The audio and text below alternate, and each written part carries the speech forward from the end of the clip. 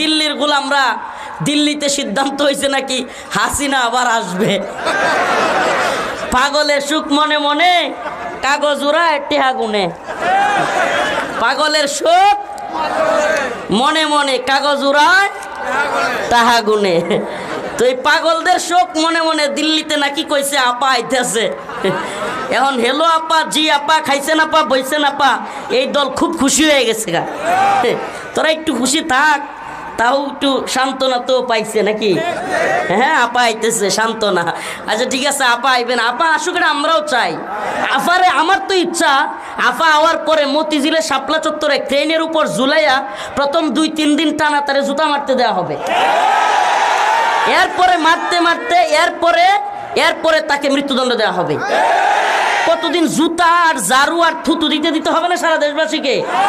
এদেশে আলেম উলামাদেরকে জেলে নিয়েছে আওয়ামী লীগ, ঠিক কি ঠিক না? রিমান্ডে নিয়েছে আওয়ামী লীগ, ঠিক কি ঠিক না?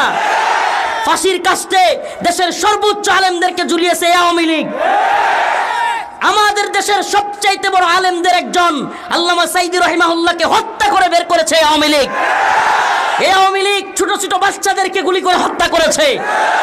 এই আওয়ামী লীগ বিশ্বজিৎকে হত্যা করেছে, আবরার ফাহাদকে হত্যা করেছে, এমসি কলেজে স্বামীর সামনে স্ত্রীকে ধর্ষণ করেছে। এই আওয়ামী লীগ হাজার হাজার কোটি টাকা বিদেশে পাচার করেছে।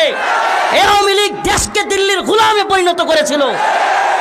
এত অপরাধ করবার পরেও তোদের হিম্মত হয় কিভাবে? বাংলার জনগণ এখনই ভুলে গেছে, এখনই ভুলে গেছে।